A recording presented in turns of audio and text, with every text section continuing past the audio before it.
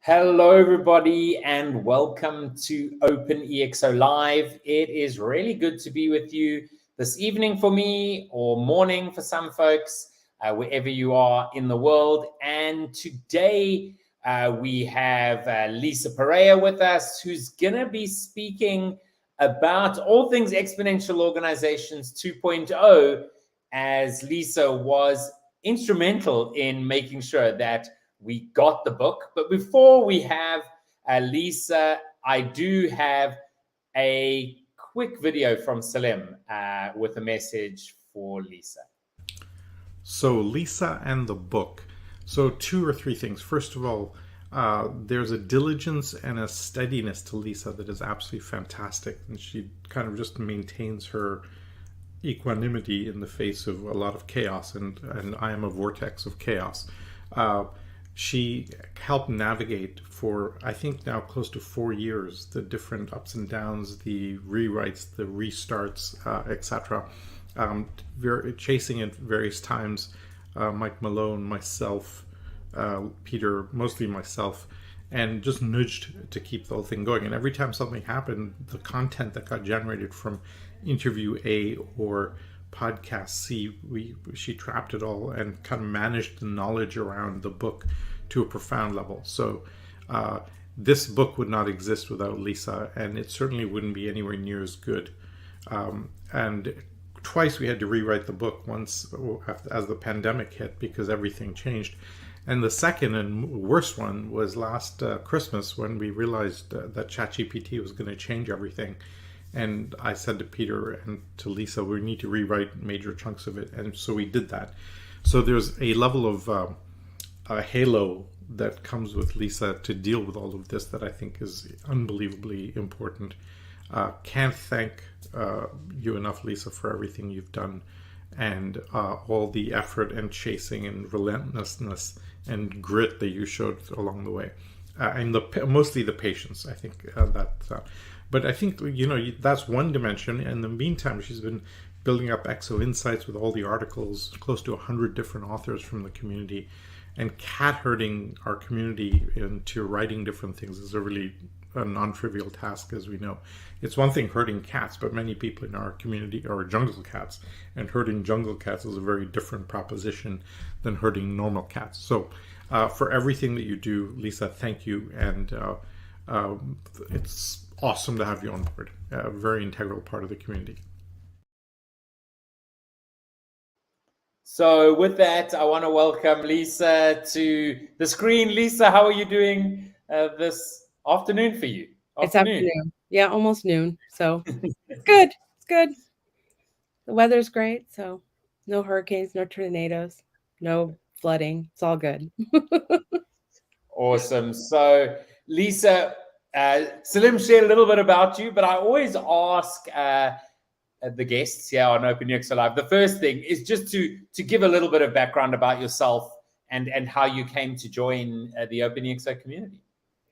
So back in 2015, I went to work I left education, high school, and I went to go work at Singularity, and that is where I met Salim and Peter and Kent. And I had worked with recruiting faculty, but also worked at over 30 some executive programs where people talked about exponential organizations. And then, and so that's where Kent would tell me about OpenExO. And in 2020, I left SU, and then I worked at ExO Speakers, and then the ExO World events. And then Salim asked me to work on the book. And here I am. And then we started Insights and, the newsletter. So, yeah. Absolutely. And so today we're gonna chat a bit about the background around Exponential Organizations 2.0. Salim said 4 years. I think the thinking maybe 4 years, but around just over 3 years probably. Yeah. And how would you actually describe the process of managing the writing of Exponential Organizations 2.0? So, like I was a journalism teacher, so I was used to putting a newspaper together. I put graduation programs together. I put like the faculty handbook at SU together, and so I'm used to like collecting and organizing, editing, and but the book was definitely another monster. It was it was definitely overwhelming. I think one of it is that we had so many events. We had the events on Hopin. We had, there were, Peter would say, "Oh yeah, I had this moonshots with um, the guy from Google X," and so it was just getting all the transcripts and getting all the nuggets, and things from the community members and putting it through Descript and just getting all the info together. And then we also had curators putting everybody into groups. Um, and we had over 90 people actively contribute to the book, giving quotes, updating. We updated the first version of the book. Um, the case studies with new figures, new dates, and things like that. Some companies had gone under, some got some new case studies. So it was a lot of content to manage, but we did it. And then, we had a lot of video, like a lot of calls, like Zooms, where we talked about what we should and shouldn't include in the book. And the book just grew and grew and grew. And then at one point, I put it all into one Google Doc once everybody had, put their pieces together. And we learned that Google only has a 1.2 million character limit because my Google Doc wasn't working anymore. Um, so the publisher said, no one's going to carry a book that big. So we broke it down into 3 pieces. And this is where this book is. It's the first where it's focusing on the intro. The attributes are broken down. The MTP is broken down into a chapter. We talk about the implications and how to build. So. Yeah. So I mean, it's kind of crazy how we really started out so broad, right? Just reaching out to the whole community and getting everybody to give their insights, but that just resulted in such a mass of data, I guess, and information. And as you've said, the concepts have actually been broken out into this book specifically is focusing on the ExO model. So what from the first book, what would you actually say are the most significant sort of changes in this book? So 2.0 versus the first book. Well, this one definitely, like in the first book, we had 1 chapter for scale, 1 chapter for ideas. And this one, we broke 1 chapter for staff on demand, 1 for community and crowd. So there's 1 per attribute. There's a major update to the case studies. One of the complaints, or we heard feedback from the community a few times, was that the case studies are very American or Silicon Valley. And so we really tried to get case studies that were more global. And then Chandra had done the F100 report that really analyzed the top 100 companies and where they were. And so that also was like almost like the proof in the pudding that we now added to the book. For the attributes, because this is like a playbook, this was probably our second version of our first draft for this one. We decided for the attributes to have like a kind of like a template. So we were asking like, what are the 3 things you'll learn? What is that attribute? A case study, a description of it, why, the future of that case study, the benefits, challenges, and a closing story. So, and how to get started. So this is kind of like a guidebook. So if you want to know how to incorporate staff on demand, how to leverage assets, it's in there. Yeah, absolutely. So, I mean, as you said in the first book, whilst the whole book was really about the EXO model. The actual model didn't get the biggest piece of the book. Exactly. And some might say it's because actually the model is just common sense. It's quite simple, and maybe it didn't need so much explanation. But it's really easy to think you're implementing the attributes, but it's more like you having a sprinkling of attributes as opposed Mm-hmm. to really getting the advantage of from them. And so now having, each attribute having its own chapter, and as you've sort of outlined, like what works for them, what doesn't, what are some stories that you can look at, and getting those global stories really important, right? Yeah. The community is probably more out of the US than actually in the US, right? And which makes sense, given. Yeah. We're a global community. Yeah. So yeah, and so for those people who sort of read the first book, I mean, does it make sense to read this book? For those people who've never read the first book, does it make sense just to start with this book? What would you say? Should everyone actually read this book? I think everyone should read this book. And if you haven't read the first book, you should also read. But as far as order, it just depends. I think if you are ready to start an EXO, definitely go with this one first, because this one has, the step, like kind of like the playbook, the guide on how to create the EXO. Like we said, the attributes are broken down. Whereas the first book just gives it an outline, but the first book also does have, like, there's a section I believe in leadership that didn't make it to this.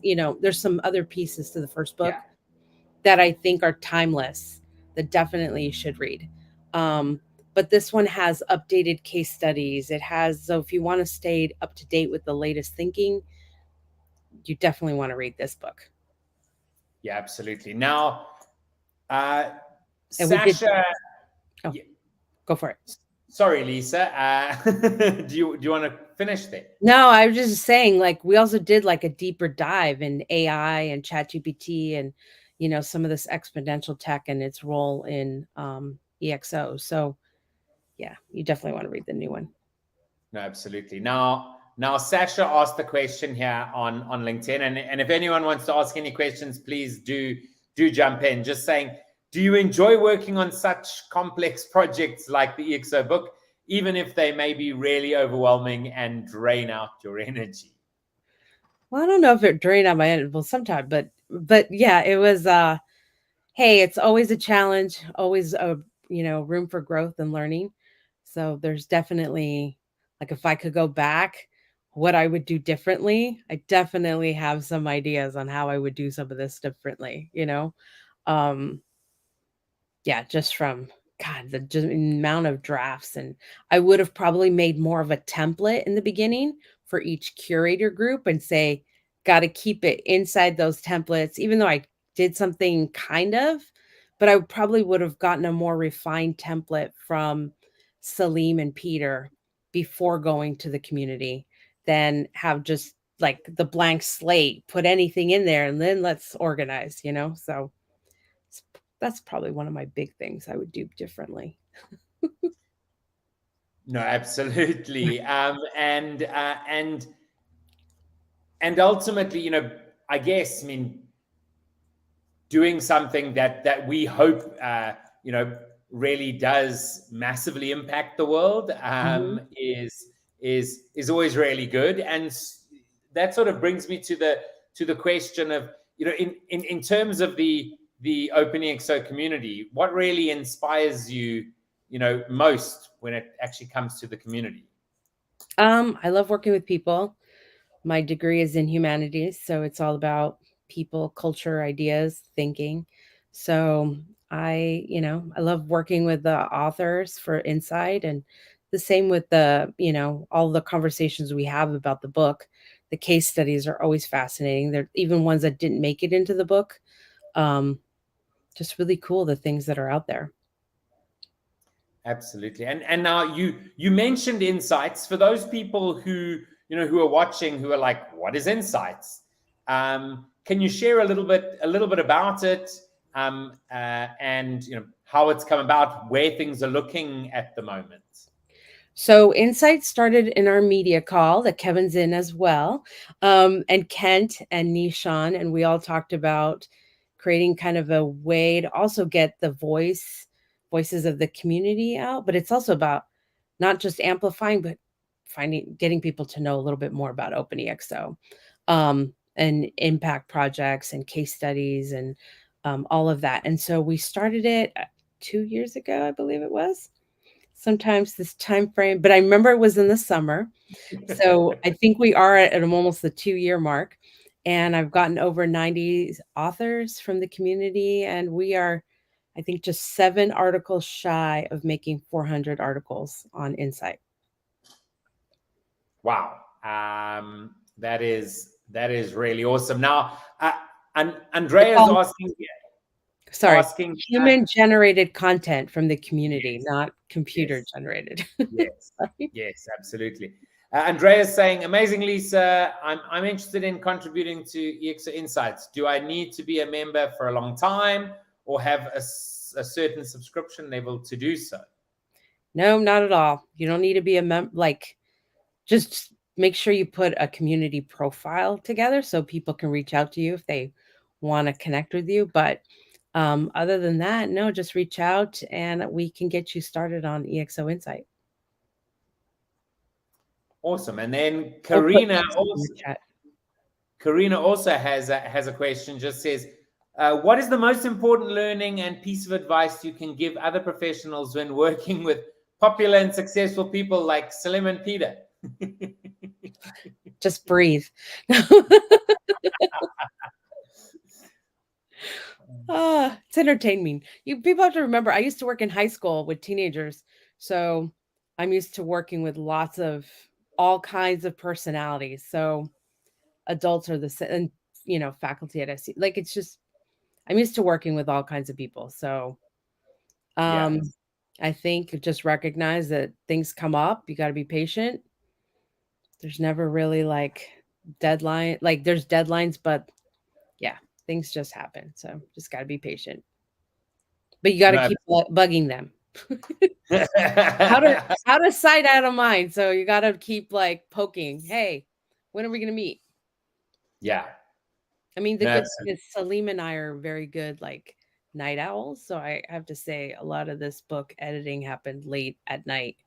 And I'm in California and he's on the East Coast. And so sometimes it was my 9 p.m. or my 11 p.m. And so you can only imagine what time that was for Salim. But that was the only uninterrupted time that we could have to work on the book. Yeah, I mean that's the thing. When Salim says on calls, I don't know if I have any time between 2 and 5 in the morning.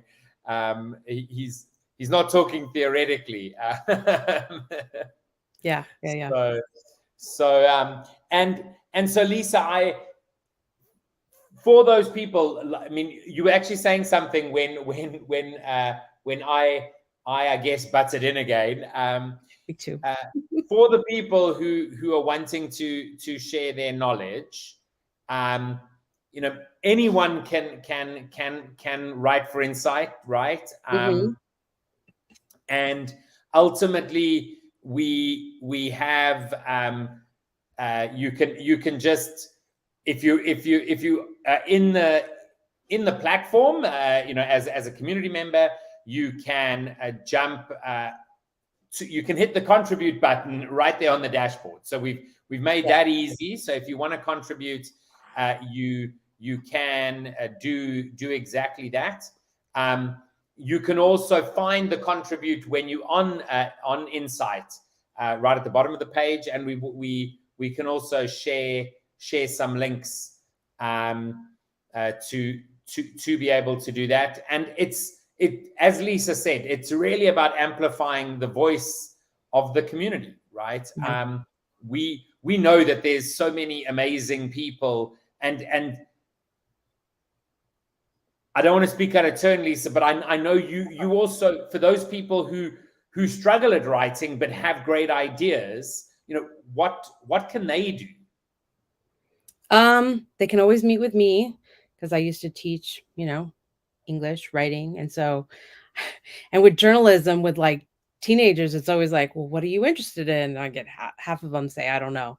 But I know with our community, people have lots of interests. So I'm good at like helping you pull it out and narrow it. So if you want to just have a call with me, we also have a creators group on Discord. So if you have to want to bounce some ideas off a couple of other creators, you can go in there. So there's multiple ways. Absolutely. And just back to the book, a lot of people are asking about the physical copies. Yes. Right. So tell us a little bit about that. I know we don't have a final date. No, we don't. But maybe you can also chat a little bit about, the fact that we've released this almost like software, right? In that we had like an alpha release to our community. We then have beta released it on Kindle, and perhaps the physical book is like, the actual, public release. Tell us a little bit about that, and potentially when the book is going to be live. So we're hoping that the paperback, hardback will be available at the end of September, mid to end of September. And I know people are asking about audiobook a lot. So we will get working on that soon after the print is in progress. And I've gotten a lot of emails regarding translated copies. So as soon as you have a print, then we can get that to a publisher, and then they can help us work on getting it distributed in different languages in different countries. So first we got to work on getting this printed version out, and then we can start working on the multiple languages. But just want to remind people that we've also made the book it's online on our website, where we'll put updates. And we have the Ray K, the chatbot that I fed the book to. So it always has the latest and the old versions of the book in there. And you can ask Ray K and anything, Arabic and Mandarin and any Spanish, like just ask it anything you want to know about the book. And it will reply to you in a lot of the main languages. Yeah, no, absolutely. So I think that's really important for people to know, right? That you absolutely can do that. But for those people who are in publishing or have connections there, you can just reach out with an email to media@openexo.com. I think it'll probably be the best. And we will get back to you. And so with that, Lisa, we've pretty much come to the end of the time. 20-25 minutes goes by really quickly. What is the one thing you wanna end off with today? I always ask that question as the last question. What is the one thing you want to share with folks who are watching? I'm just going to say that for people to get involved, it's always good to be part of the community. So we have multiple ways. So subscribe to the weekly newsletter, because there's lots of opportunities posted in there, updates about the platform or the, things that are happening. So if you want to stay connected and involved, just check out the newsletter. I mean, you could just skim it or save it in your inbox, or, anyways, it's a great way to know what's going on. Absolutely.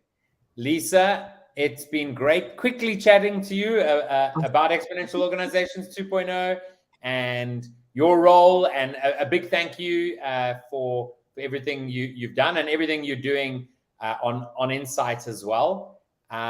Thanks so much, and we see each other every week, so see you again soon.